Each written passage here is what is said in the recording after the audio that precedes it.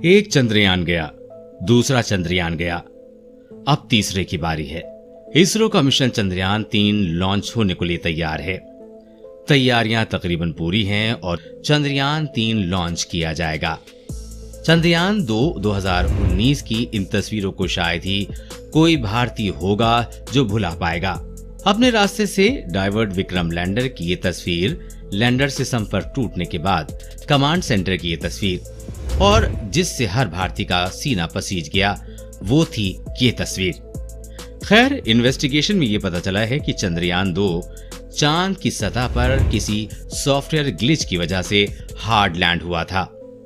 सतह से करीब 2.1 किलोमीटर ऊपर से चंद्रयान 2 में गड़बड़ी शुरू हो गई थी और वो अपनी दिशा से भटक गया था। अगर उस समय भारत चांद पर विक्रम लैंडर को सही सलामत उतार देता तो भारत चांद पर उतरने वाला चौथा देश बन जाता, लेकिन शायद कुदरत को यह मंजूर नहीं था। भारत के चंद्रयान 2 से पहले इजराइल चांद पर परास्त हो चुका था। इजराइल स्पेस एजेंसी का बर्सित लैंडर एक सॉफ्टवेयर ग्लिच की वजह से हार्ड लैंड हुआ था। इसके अलावा 25 अप्रैल 2023 को जापान की एक प्राइवेट स्पेस एजेंसी द्वारा भेजा गया होकुटो आर लैंडर भी चांद पर उतरते वक्त किसी सॉफ्टवेयर ग्लिच की वजह से सतह पर क्रैश लैंड हो गया। लेकिन भारत ने हार नहीं मानी, लेकिन उस गलती से सीखकर निर्णय किया है कि चंद्रयान 3 का जो कि लॉन्च किया जाएगा। 3 सालों से चंद्रमा 3 पर कई तरह की अटकलें लगाई जा रही थीं कि आखिर इस मिशन में क्या होगा, कितना खर्चा होगा और वो चांद पर क्या करेंगे। तो आज की वीडियो में हम इस चंद्रयान 3 के बारे में जानेंगे एकदम डिटेल में। चंद्रयान 3 भारतीय स्पेस एजेंसी इसरो का प्रोजेक्ट है। बताया जा रहा है कि चंद्रयान 3 के मिशन में 600 करोड़ से ज्यादा की लागत आएगी, जिसका प्राइमरी ऑब्जेक्टिव रहेगा कि एक लैंडर और रोवर को चांद की सतह पर सफलतापूर्वक लैंड करवाना। लेकिन यह मिशन इतना कठिन इसलिए बन जाता है क्योंकि भारत चंद्रयान 3 को साउथ पोल पर लैंड करवाना चाहता है। अब साउथ पोल पर दिक्कत यह है कि हम साउथ पोल पर किसी भी चीज से सीधे कम्युनिकेट नहीं कर सकते और ना ही वो कम्युनिकेशन रियल टाइम में होगा। ना तो हम चांद के साउथ पोल को सीधा ऑब्जर्व कर सकते हैं, इसलिए लैंडिंग इतनी कठिन बन जाती है और यहाँ पर गलती की कोई गुंजाइश ही नहीं रहती है। इसके अलावा अब तक साउथ पोल के इलाके को इतना ज्यादा एक्सप्लोर भी नहीं किया गया है, इसलिए हमें वहां के बारे में इतना नहीं पता है। इसलिए भी साउथ पोल पर लैंड करना थोड़ा मुश्किल काम है। इसरो का चंद्रयान 2 भी साउथ पोल पर क्रैश लैंड हुआ था और अब चंद्रयान 3 को भी साउथ पोल ही उतरने का प्लान है। आपकी जानकारी के लिए बता दें कि चंद्रमा के दक्षिणी ध्रुव के कई बड़े हिस्सों पर मौजूद क्रेटर अरबों वर्षों से सूर्य की रोशनी से अछूते हैं। कह लीजिए कि वहां एक किस्म का परमानेंट शैडो, स्थायी छाया है। इस वजह से वहां का तापमान काफी कम है और वहां बर्फ मिलने की संभावना है। कई देशों के ऑर्बिटर्स ने चंद्रमा के दक्षिणी ध्रुव की छानबीन की है। इनमें अमेरिका के लूनर प्रोस्पेक्टर 1998, LRO 2009, लैक्रोस 2009, चीन का चैंगी 4 2018 और भारत का चंद्रयान 1 2008 प्रमुख हैं।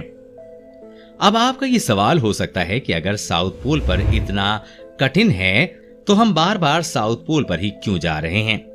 तो इसका उत्तर ये है कि चंद्रयान 1 ने चांद के साउथ पोल पर ही पानी की खोज की थी और आगे चलकर नासा के लूनर रिकॉनेसेंस ऑर्बिटर ने यह कंफर्म भी किया था कि चांद के साउथ पोल पर पानी मौजूद है। चांद के इस इलाके में कुछ ऐसे क्रिएटर मौजूद हैं जो कि सूर्य की रोशनी से दूर अंधेरे में रहते हैं। हमें वहां पर पानी मिल सकता है। इसके अलावा सूर्य की रेडिएशन से दूर होने की वजह से उन क्रिएटर्स में अगर हमें जीवन के संकेत मिले वो एक बहुत बड़ी खोज होगी।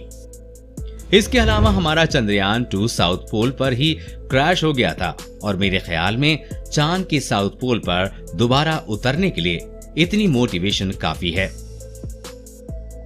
खैर, हमारे इरादे वही हैं और हमारा मकसद वही है, लेकिन चंद्रयान 3 ये पूरी तरह बदल चुका है।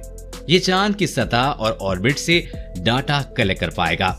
इसमें एक लैंडर और एक रोवर, इसमें एक प्रोपल्शन मॉड्यूल शामिल है।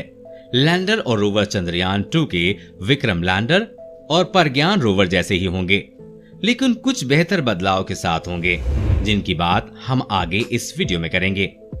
लेकिन चंद्रयान 2 ऑर्बिट की जगह चंद्रयान 3 में एक प्रोपल्शन मॉड्यूल होगा, जो कि किसी ऑर्बिट की तरह चांद को ऑर्बिट करेगा।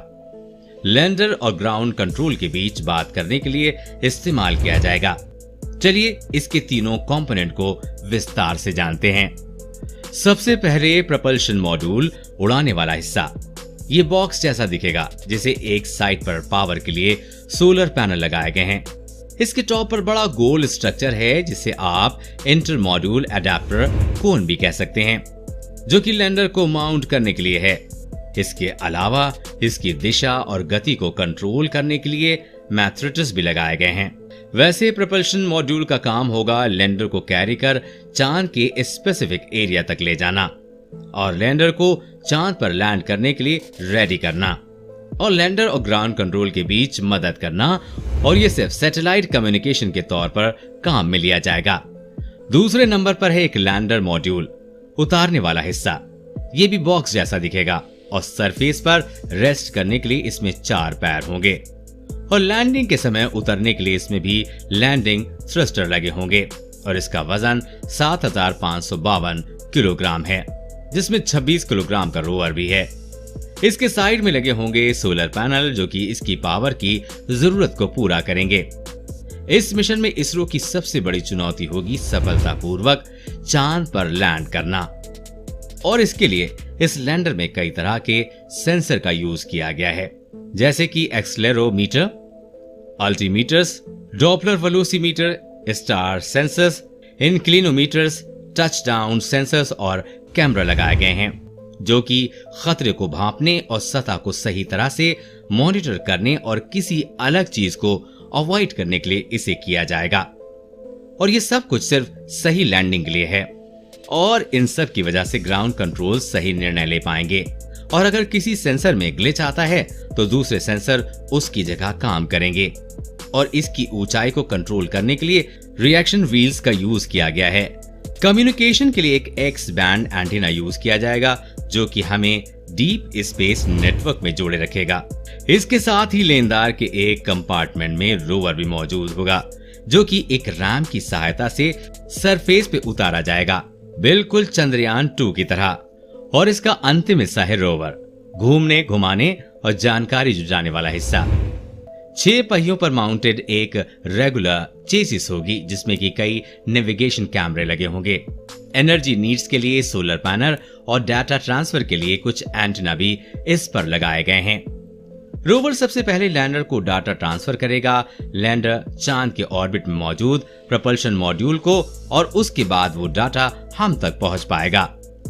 लैंडर में एक और इंस्ट्रूमेंट है, जिसका नाम है चंद्रा सरफेस थर्मोफिजिकल एक्सपेरिमेंट, जो कि चांद की थर्मल प्रॉपर्टीज एनालिसिस करेगा और देखेगा कि अलग अलग कंडीशन में यहाँ की सतह का थर्मल बिहेवियर कैसा रहता है। इसके साथ ही वहां पर होने वाली हलचल या भूकंप की गतिविधियों को नोट करेगा। इसके अलावा इसमें the radio anatomy of moon bound hypersensitive ionosphere and ionosphere यानी कि रंबा नाम का इंस्ट्रूमेंट भी लगाया गया है। ये इंस्ट्रूमेंट चांद के एनवायरनमेंट में मौजूद गैस और प्लाज्मा को स्टडी करेगा, और passive laser retro reflector array भी लैंडर में मौजूद होगा, जो कि इसरो को नासा द्वारा दिया गया है। ये पृथ्वी और चांद के बीच की दूरी को देखने के लिए यूज किया जाता है।